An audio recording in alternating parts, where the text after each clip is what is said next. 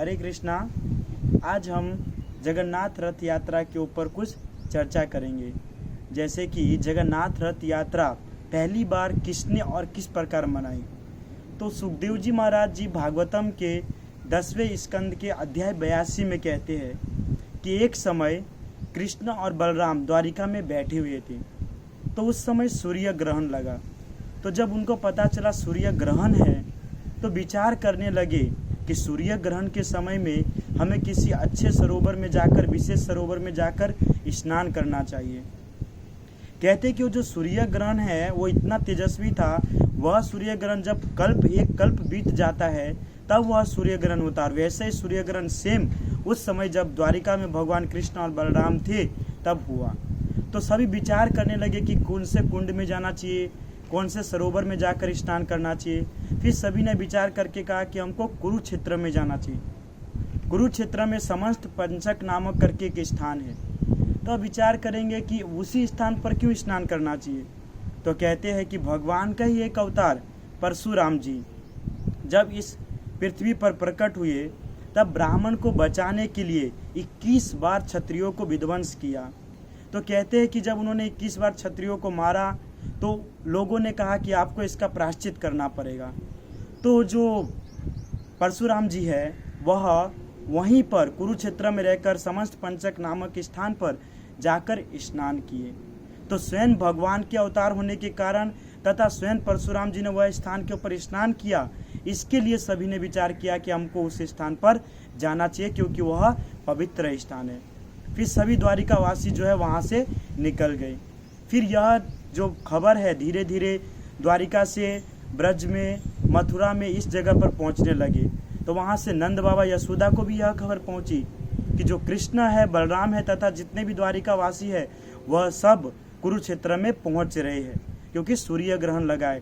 तो वो सभी भी वहाँ पहुँचने के लिए तैयार हुए ताकि इसी जरिए वह भगवान कृष्ण से भेंट कर सके। क्योंकि जब भगवान कृष्ण उनको छोड़ करके मथुरा में जाकर कंस का वध किया और उसके बाद जब द्वारिका पहुँचे उसके बाद कई समय बीत गए, कई वर्ष बीत चुके थे, लेकिन नंद बाबा और यशोदा कभी उनसे मिल नहीं पाए थे। तो उसी कारण सभी ब्रजवासी भी उनके साथ गए, गोपियाँ भी गए, राधा रानी भी गए और जितने भगवान कृष्ण के मित्र से ग्वाल बाल थे वो सभी गए। तो भगवान कृष्ण का वहाँ पर एक बहुत बड़ा कुरुक्षेत्र में महल जैसा एक तैयार किया गया था, कुटिया। तो कहते उसके अंदर भगवान कृष्ण बैठे हुए थे तथा सभी द्वारपाल वहाँ पर बाहर खड़े थे। तो नंद बाबा यशोदा जो है देखे कि इस कुटिया के अंदर, इस जो महल जैसा बनाया गया है उसके अंदर भगवान कृष्ण बैठे हुए हैं। तो उन्होंने द्वारपाल को कहा कि मुझे कृष्ण से मिलना है। उनको कहा कि आप जाकर कहिए कि नंद बाबा और यशोदा आए हुए हैं। क्योंकि जो द्वारपाल है वह पहचानते नहीं थे कि नंद बाबा और यशोदा कौन है। हम जानते कि स्वयं भगवान के माता पिता है, लेकिन जो द्वारपाल है वह उनको नहीं पहचानते थे। तो वह जाकर के भगवान कृष्ण को कहने लगे। तो जैसे ही भगवान कृष्ण को द्वारपाल ने कहा कि नंद बाबा और यशोदा आए, वो आपसे मिलना चाहते हैं, तो भगवान वहीं से इतने तेज दौड़ पड़े। कहते कि जब भगवान दौड़ रहे थे तो उसकी पगड़ी नीचे गिर गई, जो चुन्नी है वो हवा में गिर गए। इस प्रकार उनके शरीर का कुछ होश नहीं रहा और दौड़ते हुए गए और अपने पिता को गले लगा ले तथा माता को प्रणाम किए। तो देख करके नंद बाबा यशोदा रोने लगे क्योंकि इतने वर्षों के बाद अपने पुत्र को देख रहे और भगवान भी उनको देख करके एकदम शांत हो गए कि मतलब कि महसूस कर रहे थे। एक दर्द भरी फीलिंग ऐसा होता है जो माता को पुत्र देखते हैं तब होता है, या पिता पुत्र को देखता है तो इस प्रकार का होता है। तो वहाँ पर सब शांत हो गए।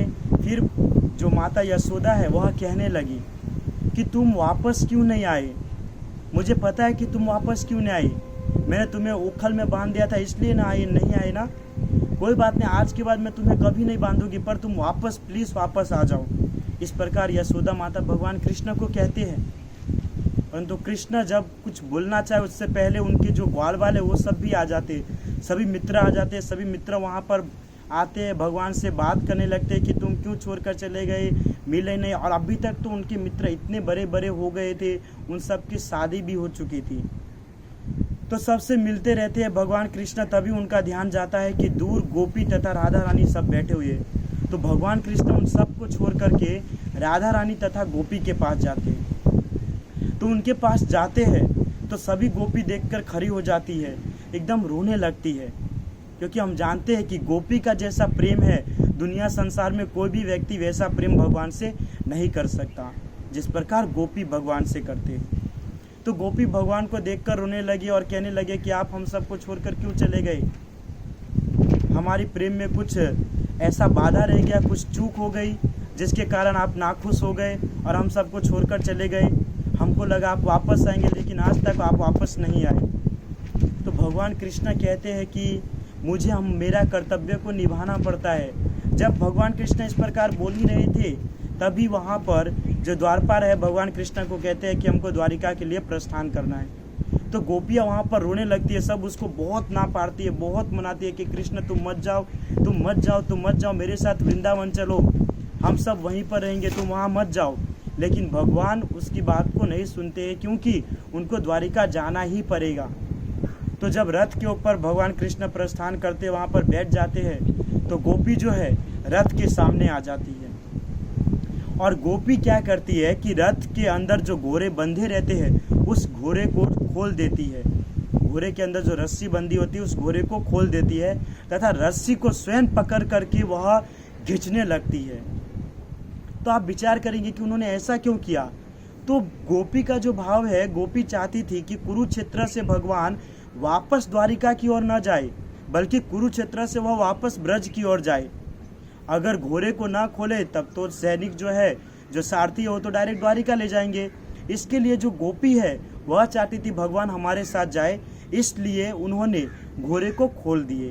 कहते हैं कि जब गोपी उस रथ को खींच रही थी तो उस रथ के ऊपर सुभद्रा मैया, बलदेव यानी कि बलराम जी और कृष्ण तीनों बैठे हुए थे।